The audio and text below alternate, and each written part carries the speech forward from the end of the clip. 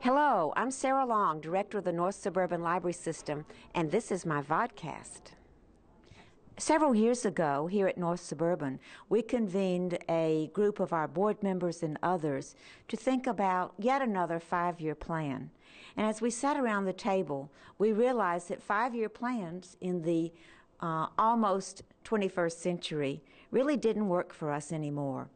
Actually, we finished the plan in the workable part of it in 2.5 years, and things came up that we hadn't even thought of when we put the 5-year plan together. And so we looked around for something different. And one of our board members said that the newest thing in planning was not so much to think about the future per se, but to think about the people, to invest in people and really have people working at the organization who could greet the future.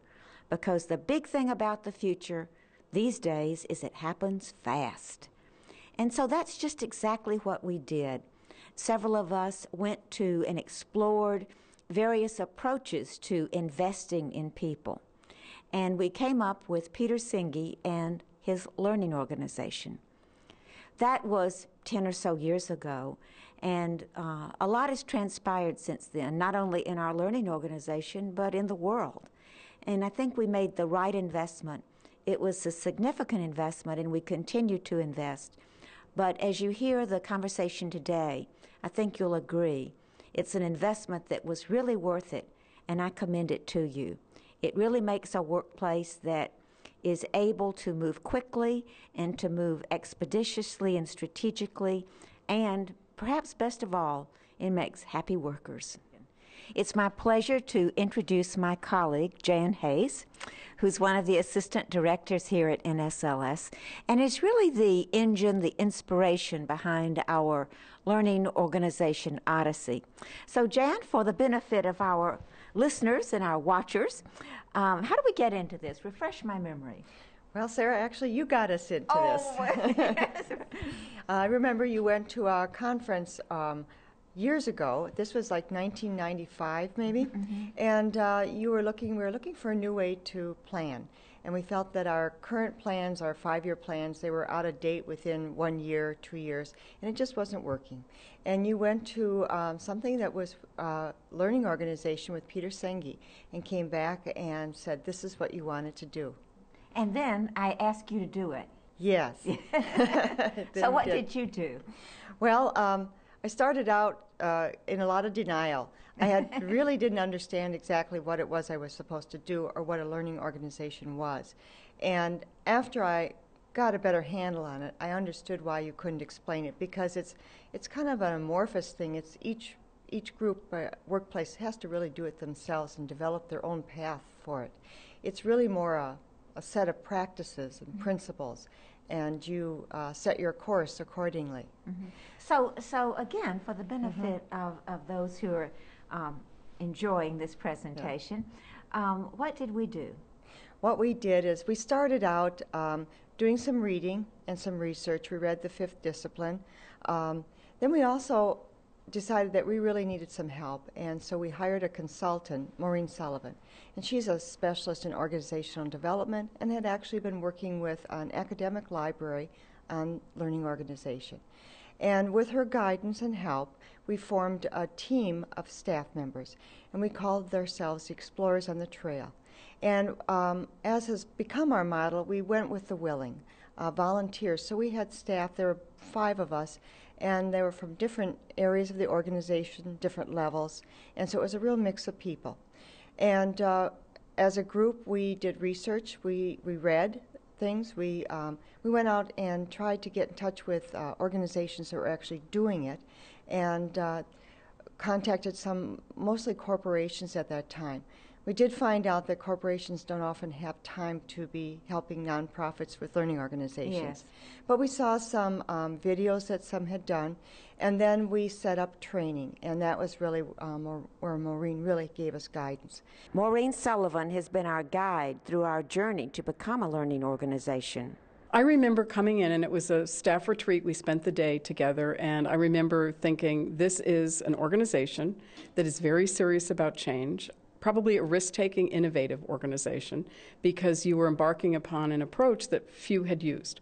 I had done some work with learning organization, but hadn't had a chance to really work with any particular group to explore how to become a learning organization. And it seemed to me it was a typical organization. Sure. There was a hierarchy. Yeah. People were very respectful of you. There was a certain amount of hesitancy to say what they were really thinking. Yes. But within an hour and a half or so of that session, everybody just seemed to be very much engaged. And that was the first place where I asked the question, what does a learning organization look like? And to this day, when I do workshops on this topic, one of the handouts I provide to people answers that question, and it's the list that came from that day. Oh, really? I It didn't is. know that. That's interesting. Well, I remember from that day that one of the problems, if you will, that the group focused on was communication. And I remember thinking, what is this all about? I tell everything.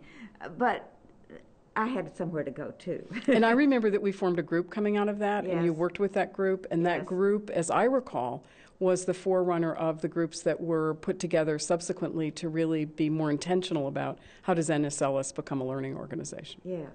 So that was how many years ago? And are we there yet? I think so, and I think the experience we had this morning, where the purpose was bringing staff together to understand more about appreciative inquiry, is a very good indicator of how far you've come. This was 25 people coming together under my tutelage. I asked people to work in groups. I remember hearing one person say when we started the exercise, we have to draw in doing this. And as you know, what I invited everybody to do was to draw a picture of this organization now, and then to think about it being an organization in the future in its most positive state. What would they see in that picture? 5 different groups, 5 different approaches, Sure. different models, and a wealth of ideas. And the evidence that this is a learning organization can be found in the charts that were produced this morning, because every group was assuming we're working together collaboratively. It's important for us to have a shared vision. We're questioning our assumptions, and we're creating new assumptions, and we're creating the future that we want this organization to be. And we're also operating from a perspective, it is North Suburban as the large organizational system, but we're thinking about NSLS in the context of all the changes that are occurring around us. Yes. Somebody actually used the phrase, we now think not only about ourselves, but we think about what we're doing in our future in the global context. Yes. And I don't think I've had another organization think and work in that way. Well, we feel good. It's great. It's a real privilege to work here. And are other organizations working to become learning organizations? Are we still kind of out there? From my perspective, I would say you're still kind of out there. You'll recall that you've sent staff, and actually we did a video at one point that we used at the Living the Future conference that the University of Arizona sponsors every other year. This year, Peter Senge himself will be the keynote speaker. Really? And I'm anticipating that when we're there and we have an opportunity to engage with him, we'll learn more about what kinds of organizations have really become learning organizations. And I'm really hoping people from this organization will go, because it's going to be a chance for him to discover the long effort that you have engaged in and where you've come. And I can remember the time when we said, this is a journey, not a destination, Yes. and you produced some publications that Yes, made we that very did. clear. And if I had to say where you are on the journey, I would say pretty far along. And what I don't know is of other examples of not-for-profits that would say they're also pretty far along on that journey. Because other organizations tend to bring learning organization together with, as we were doing this morning, other conceptual models like the appreciative inquiry, Sure. or continuous improvement, or creating a culture of learning. But it's really all about, as somebody said this morning, recognizing each one of us has something to bring and engaging in a collaborative effort to create what it is that we want to create. And you and your colleagues were doing that this morning. Thanks for watching. For more vodcasts, go to my website. That's www.sarahlong.org. And you can write to me at sarah@sarahlong.org.